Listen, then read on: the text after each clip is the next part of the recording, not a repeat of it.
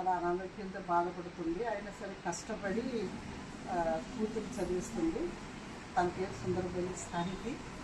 Intermediate చదువు కూడా మనం సహాయం చేసాము. ఇలా అక్కయ్యలు ఉంటారు. తండ్రి చనిపోయాడు కాబట్టి ఆ పిల్లలు చదివించాలని చాలా కష్టపడి ఆ పనులు చేస్తూ పిల్లలు చదివిస్తుంది. మన సంస్థ నుంచి first year intermediate, second year ఇంటర్మీడియట్కి స్కాలర్షిప్ ఇచ్చాం.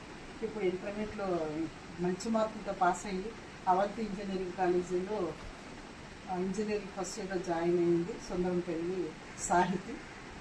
ఇప్పుడు ఫస్ట్ ఇయర్ ఫీజులు ఒక 25,000 కట్టాము మనం ఫస్ట్ విడతగా. మళ్ళీ ఒక 10,000 రూపాయలు అక్కడ కాలేజీలో పెండింగ్ ఉండటం వల్ల 10,000 రూపాయలు మనం పే చేస్తున్నాము. ఈ సహాయం ఆ పిల్ల బాగా చదువుకుని కష్టపడి పైకి రావాలని ఉద్దేశంతో మేము చేస్తున్న సహాయం అన్నాం. ఆ పిల్లలు బాగా చదివించు, కాలేజీకి రోజు పంపించు, మానిపించు. నమస్తే అమ్మ. నాకు గూడూరు సీతారామలక్ష్మి అమ్మగారు నాకు ఎంతో సాయం చేశారు. పాప ఫస్ట్ దీక్షలోని ఇంటర్ ఇప్పుడు కూడా అమ్మ ఇక్కడ ఎలా వెళ్తుంది, ఇంటర్ ఆగిపోతుంది అనుకుంటే వీధుల వాళ్ళ ద్వారా తెలిసింది అమ్మ గురించి. వెంటనే వస్తే ఇంటర్ కంప్లీట్ అయిందనమాట అమ్మ వాళ్ళే. తర్వాత ఏమో అవంతి కాలేజీలో ఇంజనీరింగ్ జాయిన్ చేశాను పాపని.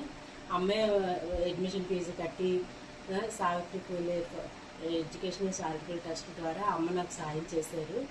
అమ్మ చేయడం వల్లే పాప కూడా ఇంజనీరింగ్ జాయిన్ చేశాను. ఇప్పుడేమో ఎగ్జామ్ ఉంది కదా అని చెప్పి 5 months బ్యాకే నాకు పాపకి జాయిన్ చేయించారు. మళ్ళీ ఇప్పుడు 10,000 ఇచ్చేసరికి ఇప్పుడు రేపు వెళ్ళి ఎగ్జామ్ ఫీజు కడతాను.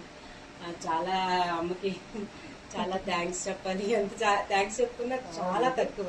ఆ అమ్మాయి ఎగ్జామ్స్ ఆగిపోకూడదు, ఎగ్జామ్స్ రాయాలి, పాస్ అవ్వాలి, సెకండ్ ఇయర్కి వెళ్ళాలి. కాబట్టి నేను ఇమీడియట్గా నీ దగ్గర డబ్బులు లేవాలి కదా మళ్ళీ సహాయం. ఈ టెన్షన్ అయిపోతున్నాను. ఏంటి ఎగ్జాము, హెల్త్ బాగాలేదు, జాబ్ చూసుకోవాలి, వెళ్ళేటప్పుడు అమ్మ సాయం చేయడం రియల్లీ వండర్ఫుల్.